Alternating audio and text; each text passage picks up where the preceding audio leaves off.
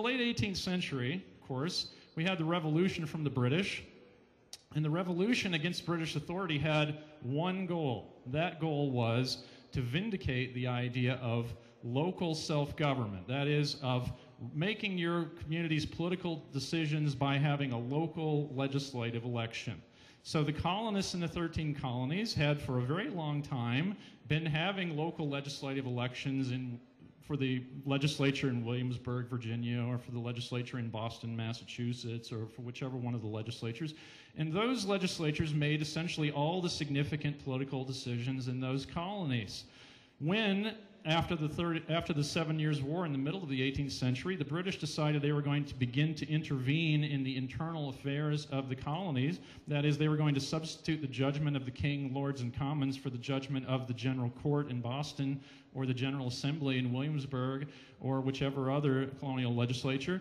The Americans insisted, no, you can't do this. And when the British continued to insist and to try to do it, ultimately, the Americans went to arms. To arms for what? To arms for government by elected officials, elected locally, like the one who just preceded me. Those were people who were supposed to be making virtually all of the important decisions. Now, in the course of the revolution, the revolutionaries decided, well, we need to have a written document saying how the central government that's running the war here will work. But they gave it only a very few powers. That first attempt, they decided, had created too weak a central government, and so in summer of 1787 at Philadelphia, delegates from 12 states met. Some of them had the goal of creating a national government, a central government with unlimited authority. And at the beginning of the Philadelphia Convention in summer of 1787, they proposed exactly that. They proposed a Congress that could legislate about any important question. They proposed a federal judiciary that could hear any important case, and they lost the argument. They lost the argument within the Philadelphia Convention. When the Philadelphia Convention reported out its written draft constitution, the one we now call our U.S. Constitution, it did not include a general power in Congress to legislate about anything it wanted to. Instead, it included a list in Article 1, Section 8 of the things about which Congress could legislate. Memo to Nancy Pelosi, does it say anything about medicine in there? No, it doesn't. Actually, there are 17 powers listed in Article 1, Section 8. Virtually everything, not quite everything, but virtually everything the federal government does today is outside the list in Article 1, Section 8. Outside the list. So, how do we know that that the way our government functions today is contrary to the way the government functioned when it was originally created, when the people who first administered it, the people who, many of them had helped to write it, were living under it. I'll give you an illustration of the way things have changed since the early 19th century. At the beginning of the 19th century, the early 1800s, we had 2 terms of President Thomas Jefferson, followed by 2 terms of President James Madison. These guys are best friends. They're both from Virginia. They live in the same little area, and they were very close political allies.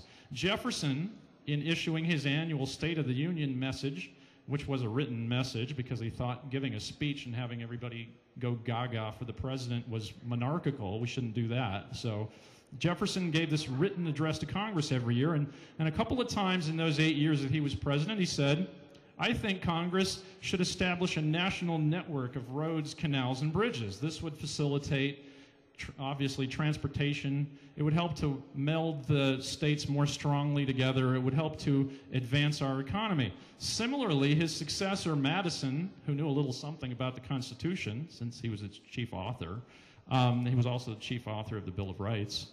Madison did the same thing twice in his 8 years. He called on Congress to create a national network of roads, canals, and bridges. And one time, Madison said, if you should find that you have a deficit of authority here, you should take the steps that the Constitution outlines to make up that deficit of authority. Now, Madison spoke very elliptically, and he wasn't like Jefferson, who was always dashing off some memorable phrase. So at the end of Madison's second term as president, the last thing he did was veto what was called the bonus bill. And in his bonus bill veto message, Madison explained what had happened. He said, yes, it's true. I repeatedly called on you to create a national network of roads, canals, and bridges. And you sent me this bill, creating a national network of roads, canals, and bridges. He said, but I also said, I'll put this in our own English, I also said if you didn't have enough authority to do this, you should amend the Constitution to give Congress power to do this. You didn't do that, he said, so veto. Now, when the Speaker of the House heard that Madison had vetoed the bill, he said, but I thought it was his bill. He was surprised. And then people explained to him, well, the president says Congress doesn't have authority to create a national network of roads, canals, and bridges. Again, flash forward 140 years to the Eisenhower administration. President Eisenhower says, I'd like to have a national network of roads and bridges. We don't use canals that much anymore. At least not where I live. The Congress then considers the question, they pass the bill, the president signs it, and we have the Eisenhower Interstate Highway System.